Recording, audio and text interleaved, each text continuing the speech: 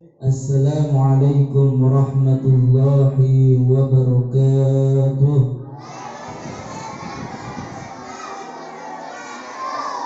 Kurang banter ya, mungkin banter untuk sahabat Kanjeng Nabi ya, kurang banter. Assalamualaikum warahmatullahi wabarakatuh.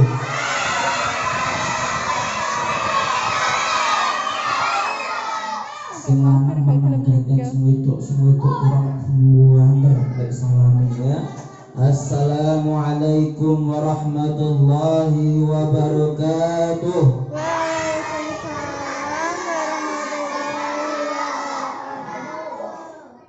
Ketoman anak si lanang si jawab, kowe wedok kok lanang?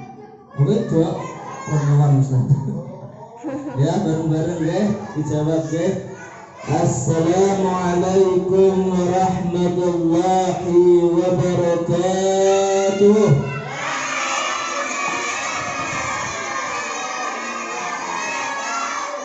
Alhamdulillahirabbil alamin. Assalatu wassalamu asrafil anbiya'i alaihi mursalin. Sayyidina wa habibina wa syifina wa maulana Muhammadin wa ala alihi wa ashabihi wa isanihi amma ba'du.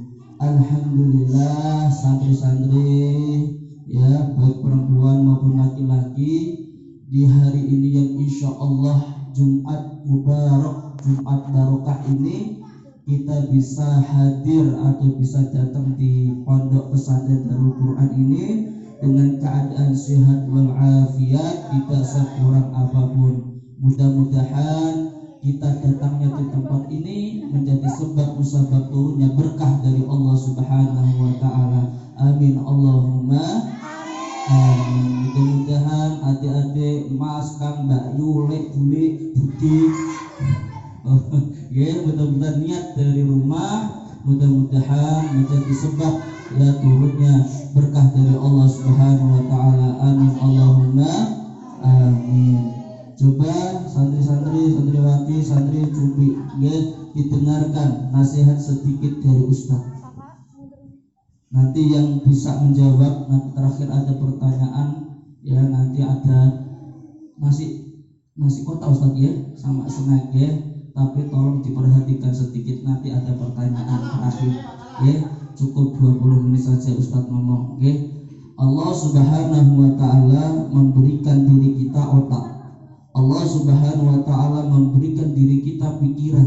Allah Subhanahu wa taala memberikan diri kita hati ya, sifatnya untuk berpikir atau merendah hati. Jadi Allah taala memberikan pikiran, otak serta hati itu untuk berpikir. Kita disempurnakan oleh Allah Subhanahu wa taala, beda dengan makhluk yang lain. Kalau binatang makhluk Allah tetapi tidak mempunyai hati. Malaikat diciptakan oleh Allah taala secara sempurna enggak. Bangsa jin, bangsa syaitan diciptakan oleh Allah taala secara sempurna enggak. Manusia diciptakan oleh Allah taala secara sempurna, maka dari itu Allah memberikan otak, pikiran serta hati agar diri kita apa? Berpikir. Dengan kita berpikir, kita tahu mana yang benar, mana yang sah, mana yang halal dan mana yang haram. Ya, beda dengan binatang, beda dengan malaikat. Karena Allah Subhanahu wa taala memberikan diri kita nafsu. Malaikat punya nafsu enggak? Malaikat tidak punya nafsu, tetapi tidak pernah melakukan dosa. Itu malaikat. Binatang punya nafsu enggak? Coba yang perempuan, binatang punya nafsu enggak? Binatang punya nafsu. Kalau enggak punya nafsu enggak bisa beranak. Ya, binatang itu punya nafsu, tetapi punya pikiran enggak? Enggak punya pikiran. Maka dari itu kadang binatang itu suka dengan anaknya sendiri, digauli sendiri. Karena binatang itu tidak mempunyai pikiran tetapi punya nafsu. Ya, tetapi diri kita manusia manusia diciptakan oleh Allah Ta'ala secara sempurna. Kita punya nafsu, kita punya pikiran, kita punya hati, agar diri kita bisa berpikir mana yang benar, mana yang sah, mana yang halal, mana yang mana yang baik, mana yang salah. Kalau di antara adik-adik baik laki-laki maupun perempuan masih melakukan kesalahan, contohnya yang dibenci oleh Allah Ta'ala akhlak yang buruk, ya, akhlak yang disukai oleh bangsa syaitan, merasa dirinya sombong, merasa dirinya angkuh, merasa dirinya paling benar. Apakah itu masuk dalam kategori makhluk Allah secara sempurna? Tidak, karena Allah memberikan kita memberikan hati agar diri kita menyadar diri dan harus berpikir. Ya, adik-adik ya. Jadi kalau diri kita merasa diri kita baik, merasa diri kita paling baik, merasa diri kita paling suci, ya, bahkan sombong di hadapan orang tua kita, ya, itu adalah sifat syaitan. Ingat bahwa Nabi Adam alaihissalam, ya, dikeluarkan dari surga, ya, karena mengikuti hawa nafsu syaitan, sedangkan syaitan itu dilaknat oleh Allah Subhanahu wa Ta'ala karena kesombongannya. Jadi bahwasanya adik-adik, ya, berakhlaklah, ya, karena kita mempunyai pikiran, kita mempunyai hati. Menunduklah di setiap orang, terutama dengan seorang guru atau seorang ustadz. Karena kamu mencari ilmu seorang ustadz, karena kamu mencari ilmu seorang guru. Kalau kamu tidak berakhlak di depan seorang guru, maka ilmumu tidak akan barokah, maka ilmumu tidak akan manfaat. Karena apa? Salah satu kebodohan seseorang tidak memuliakan seorang guru. Karena kebodohan seseorang itu tidak menghormati seorang guru. Di antara ciri-ciri yang tidak berakhlak dengan guru yang bagaimana, adik-adik? Tidak mendengarkan ustadz atau guru, apalagi? Ya? Berbicara sendiri ketika ustadz menerangkan, guru menerangkan, apalagi? Ya? Mainan sendiri ketika ustadz menerangkan, apalagi? Sombong di hadapan guru atau ustadz itu adalah salah satu diri kita akan kena yang namanya kebodohan. Karena apa? Memuliakan seorang guru atau menghormati seorang guru itu bagian dari akhlak yang sempurna. Bahkan Al-Arif Billah mengatakan, sempurna tidaknya seseorang tergantung sempurna tidaknya iman atau akhlak orang tersebut. Ya, jadi kalau kamu punya iman, berakhlaklah, berbuat baiklah, ya, bersopanlah kepada seorang guru, seorang ustadz. Ya, kalau manggil ustadz, kalau manggil seorang guru, ustadz, ngapunten, izin saya mau kamar mandi. Jangan langsung ke kamar mandi. Aku pengen pipis, aku nak di kamar mandi. Ya, jangan, ya, harus minta izin dulu. Ustadz, ya, saya minta izin mau ke kamar mandi. Ini adalah adab seorang santri. Ya, tidak cuma itu. Setiap mau berpapasan dengan seorang ustadz atau guru harus menyapa, minimal membaca apa? Assalamualaikum warahmatullahi wabarakatuh, atau assalamualaikum ustadz. Ya, bahkan kebiasaan di santri, ya, kebiasaan di pondok pesantren, ketika bertemu seorang ustadz jangan lupa untuk bersalaman. Ya, bahkan kebiasaan di pondok pesantren ketika bersalaman dengan ustadz, telapak tangannya juga dicium. Tidak cuma ini tok sing dicium.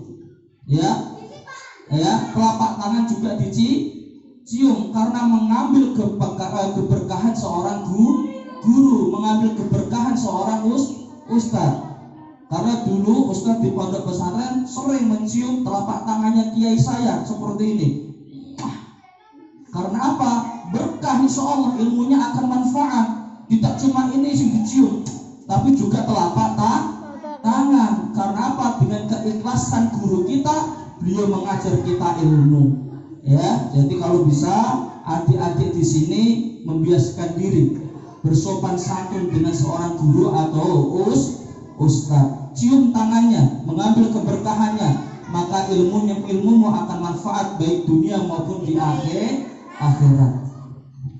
Kalau kita sudah mendapatkan keberkahan ilmu dari guru kita, maka kesuksesan akan kita raih. Ya, siapa yang pengen sukses? Tunjuk jari. Siapa yang pengen sukses? Tunjuk jari. Sopo sing gelem rekoso tunjuk jari.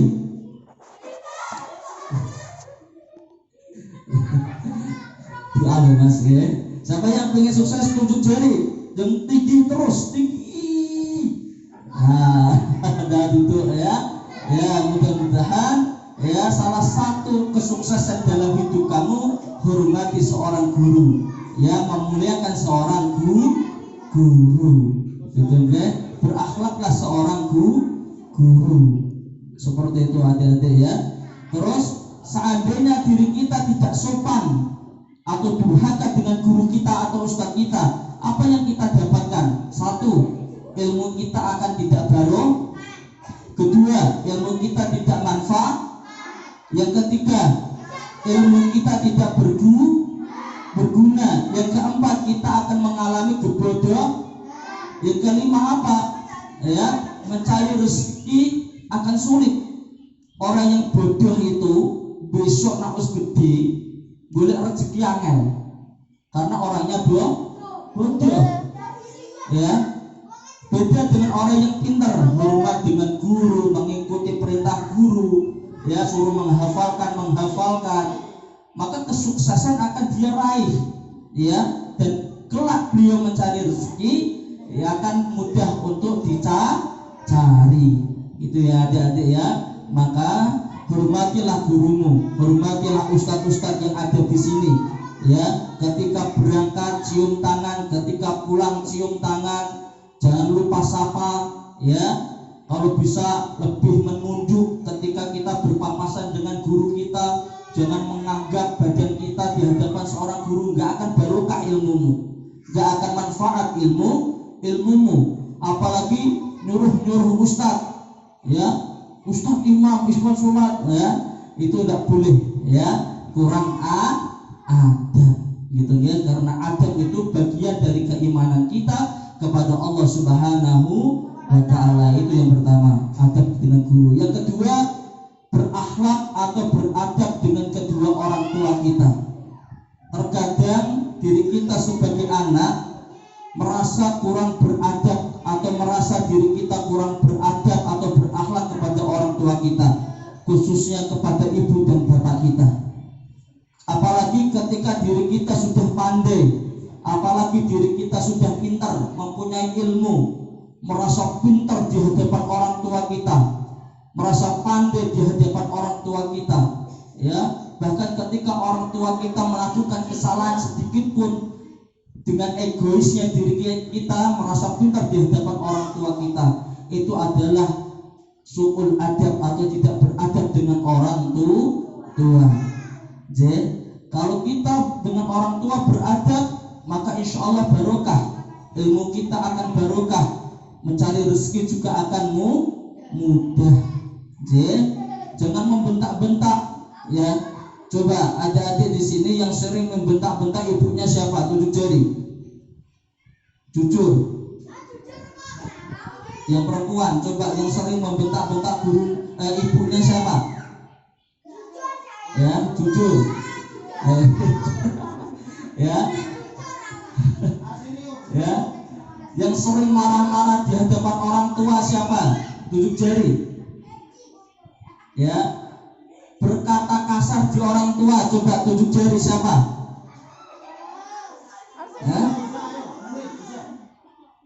Berubahlah mulai saat ini, berubahlah mulai sekarang, ya, karena akhlakmu kepada orang tua menentukan kesuksesan tidaknya kamu ke depannya. Okay? Jangan merasa paling pintar di hadapan orang tuamu, menunduklah di hadapan orang tua. Karena apa? Keberkahan hidupmu itu ada di orang tuamu. Apalagi seorang ibu, ya, ibu yang melahirkanmu, yang mengandungmu 9 bulan, ya, mengeluarkanmu penuh dengan apa? Taruhan nyawa, ya. Apalagi seandainya kalau kamu durhaka dengan ibumu, maka apa? Dosa besar akan mendapatkan ketika dirimu nanti kelak di yaumul akhirat, kebalasannya nanti, ya. Jadi kalau kepada kedua orang tua kita harus nunduk, ya adik-adik, ya, harus taat kepada orang tua kita. Tidak cuma orang tua kita, ya, para gurumu, para ustadzmu itu juga harus nunduk, hormati gurumu, hormati orang tuamu. Insya Allah kesuksesan akan kamu raih ke depannya, ya adik-adik, ya. Terus yang diantara adik-adik yang sering membantah nasihat kedua orang tua siapa? Tunjuk jari. Ya coba, yang sering membantah kedua orang tua, khususnya ayahmu, ya, khususnya ayahmu siapa? Ya, apalagi ayahmu, ya, bekerja, ya, pagi, siang hingga sore, ya, penuh dengan pengorbanan karena dirimu. Ya, hormatilah ayahmu, hormatilah bapakmu, ya, bapakmu yang berjuang berkorban mati-matian demi kamu. Maka dari itu berakhlaklah dengan kedua orang tua dan berakhlaklah dengan seorang guru atau ustadz, agar hidupmu semakin barokah, agar hidupmu semakin berkah. Ya, mudah-mudahan adik-adik di sini kedepannya, ya, ustadz minta, ya, kebiasaan yang ada di pondok pesantren biasakan di sini. Ketika ketemu ustazah, sapa, ya, tunduklah sedikit dengan beliau, karena kamu mencari ilmu dengan beliau. Ketika di rumah, tunduklah dengan kedua orang tuamu, beradablah dengan kedua orang tuamu, ya. Ya, mudah-mudahan nasihat singkat Ustadz dari saya membawa keberkahan adik-adik, mudah-mudahan menjadi santri-santri yang insyaallah soleh, manfaat di dunia wal akhirah. Amin amin ya rabbal alamin. Coba Ustaz tanya doa untuk orang tua yang bisa maju ke depan. Maju ke depan. Rabbighfirli wa liwalidayya warhamhuma kama rabbayani shaghira. Rabbana atina fid dunya hasanah wa fil akhirati hasanah wa qina adzabannar. Amin. Alhamdulillah, ya. Terus di antara salah satu ciri-ciri seorang murid beradab dengan guru minimal 3. Coba ke depan, perempuan, khusus perempuan.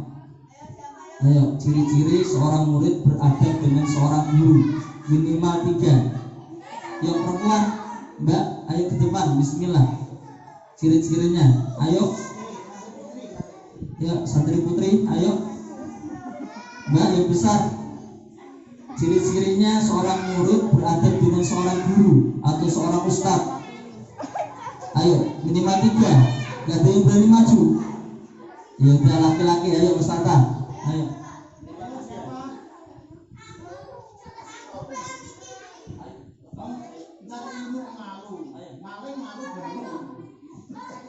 Ayo siapa, ayo yang berani maju, bismillah. Ayo. Ayo dapat hadiah nanti. Ayo. Kamu. Ayo Mas, siapa? Loh, tadi udah dicontohin. Ayo ke depan minimal 3. Seorang murid beradab dengan seorang guru. Masa masih nonek? Ya. Ayo. Minimal 3. Seorang murid beradab dengan seorang guru minimal 3. Maju ayo. Ya udah, ayo. Minimal 3 contoh. Seorang murid beradab dengan seorang guru. Ayo. Maju dulu.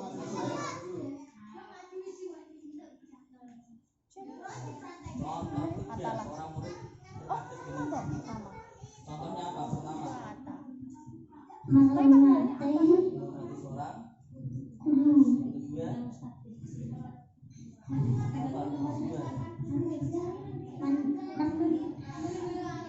Mendengarkan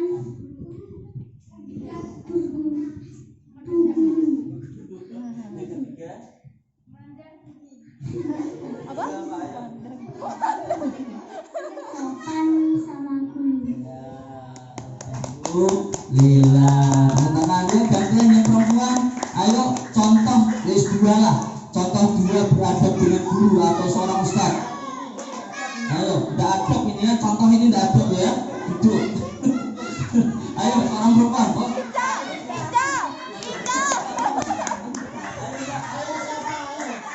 Ayo masa kalah dengan yang kecil.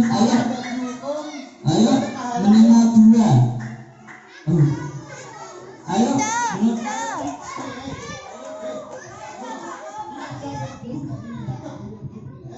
diputer. Iya, dua minimal dua.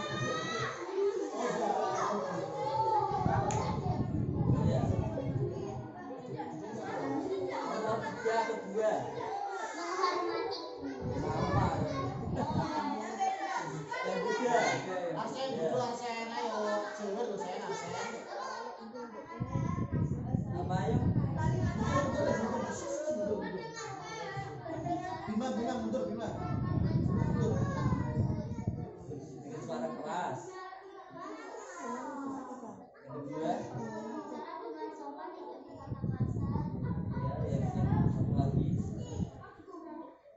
Salam, Kak. Kalau bertemu salim.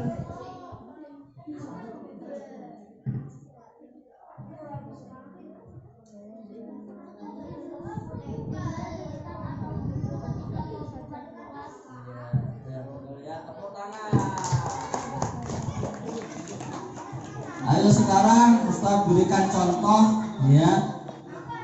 Sekarang murid yang tadi kan beradab, sekarang yang beradab ya. Berikan contoh murid tidak beradab kok beradab. Berikan contoh dua murid yang tidak beradab sama guru atau ustaz. Ayo.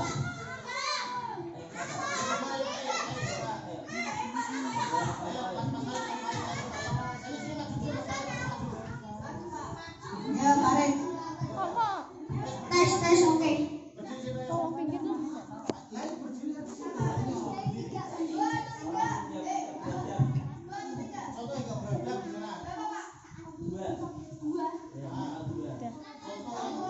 Tidak mendengarkan guru. Tidak mengatakan kotor.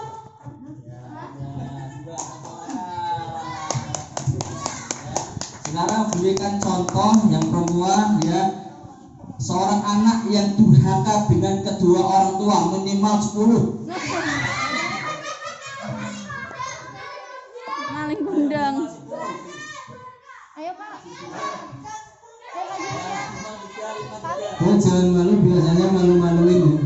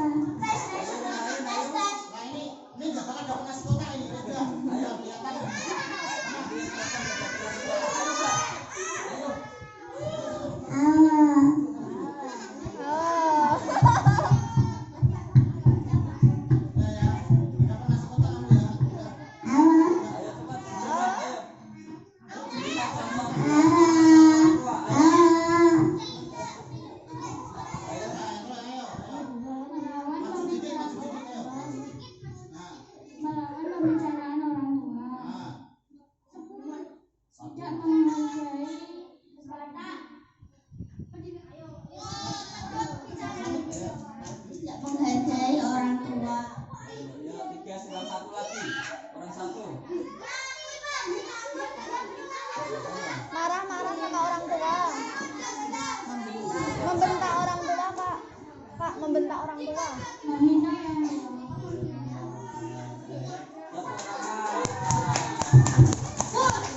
Ya, itu salah satu ciri-ciri ya adab maupun tidak beradab sama guru atau orang tua. Coba Ustadz minta Ustadz latih sore hari ini untuk bersikap sopan. Coba sejenak diem, jangan ada gerakan sedikit pun, baik tangan, kaki, mata, Ya, kepala badanmu minimal 3 menit. Saya hitungi dari 1, 2, 3 ya, 3 ke belakang ya. Jangan sampai ada yang gerak. Kalau yang ada yang gerak tak suruh maju ya. Baca Yasin.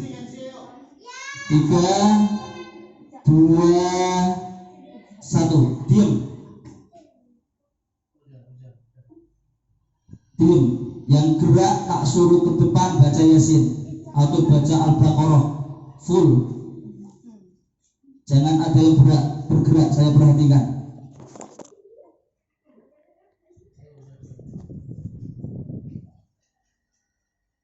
Jangan ada yang bergerak.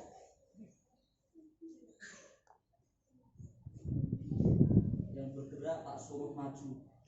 Diperhatikan Ustaz. Ustaznya diperhatikan. Jangan ada yang bergerak minimal 3 menit. Baik tangannya, matanya, telinganya, hidungnya. Sadar kamera. Perhatikan Ustaz. Yang bergerak. Yang bergerak tak suruh maju. Perhatikan. Jangan ada yang bergerak. Maju. Maju.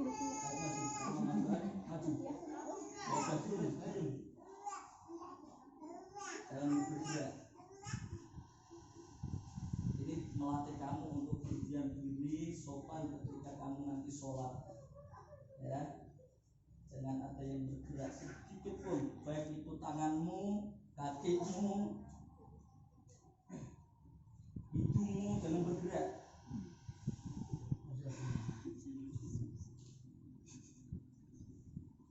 Jangan ada yang bergerak sedikit pun, baik tangan. Jangan bergerak. Jangan bergerak maju. Jangan bergerak maju, tak suruh baca Yasin nanti. Tak suruh baca Al-Baqarah nanti.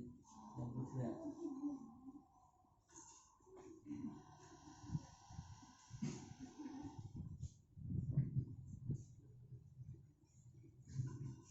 Tambahi 1 jam. Kalau ada yang gerak makanya nggak jadi ya. Jangan ada yang bergerak.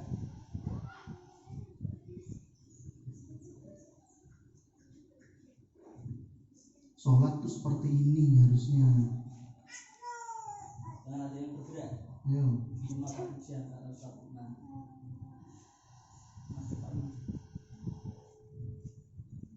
Jangan ada yang bergerak.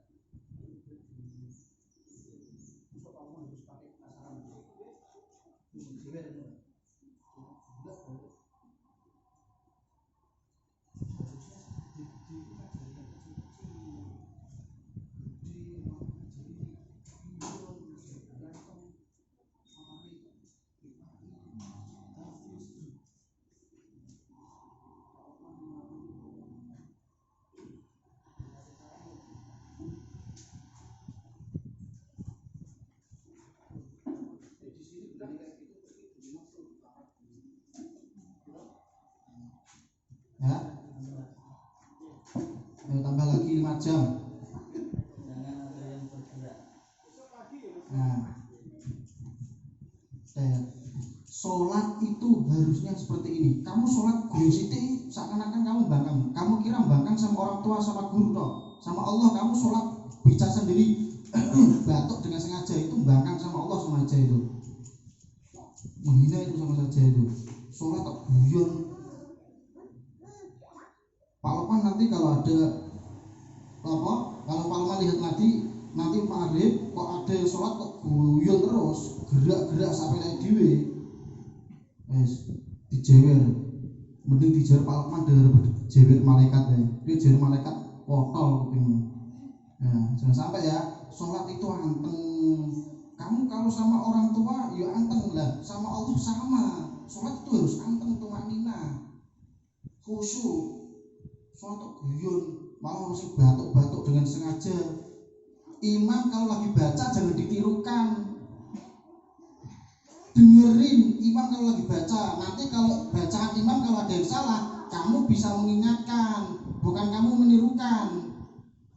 Kamu ibarat gini, imam lagi ngomong, lagi bicara apa? Lagi baca Al-Qur'an, kamu ikut baca. Ya wes, ibarat adalah, Allah, aku ini aku. Piye kira-kira sopan enggak kayak gitu? Enggak sopan lah. Meremehkan Allah sama aja itu. Untung Allah itu enggak langsung balas kamu. Coba balas kamu, orang tuamu, terus ayahmu, budimu, kakakmu semua nih langsung diazab. Kira-kira kamu mau enggak kayak gitu? Ya enggak mau. Untungnya Allah itu Maha Rahman Rahim. Ya, Allah untung Maha Penyayang, Maha Pengasih. Rahmatnya besar sekali. Makanya kalian itu di sini dimuliakan, belajar ilmu dimuliakan, sampai malaikat Jibril itu rela menaungkan sayapnya. Iki tak lindungi kok sampai iki wong iki cilaka. Soalnya melajari membaca Al-Qur'an, belajar agamanya Allah. Malaikat Jibril itu sayapnya dengan penuh keindahan. Kalau kamu lihat malaikat Jibril enggak bakal kuat. Dengan penuh keindahannya itu sampai rela, ya Allah, aku rela menaungi umatnya nabimu Muhammad untuk belajar ilmu. Ojo sampai iki umat Nabi Muhammad ini cilaka. Karena apa? Belajar ilmunya Allah Subhanahu wa taala. Kamu baca satu ayat saja, satu ayat. Berapa kebaikan Mbak Nisa? Satu ayat berapa kebaikan? Satu huruf berapa? 10 ini 10 kebaikan ya. Satu kebaikan saja. Jika kamu ukur dari ujung sana sampai ujung bumi sana, nggak bakal sampai. Itu baru 1, belum 10. Itu ada di kitab Durratun Nasihin. Lihat itu kemuliaan orang yang mencari ilmu. Pak kan berkali-kali bilang, wa yujaru fihi arba'atun. Wong sing ning majelis ilmu iki cuma numpak patok. Iki wong bro iki. Wah, kepol. Cuma numpak patok sing iki. Pertama sapa? Al-muallimu, wong sing mulang. Lukman, Ustaz Aflaha, Ustazah yang lainnya dapat pasti karena mengajarkan. Yang kedua siapa? Wal muta'allimu, orang yang niat belajar. Wong niate pacaran boleh iki yo, enggak oleh. Aku pokok niat, Pak Ustaz, aku niat coba omah boleh ilmu belajar Al-Qur'an. Masih aku bodoh, aku penting niat. Wes iku alamat. Asen, iki baju terang ki ora paham. Ayo. Ya. Pertama masih ngajar, kedua masih niat boleh ilmu, sing ketiga Sing ketiga apa?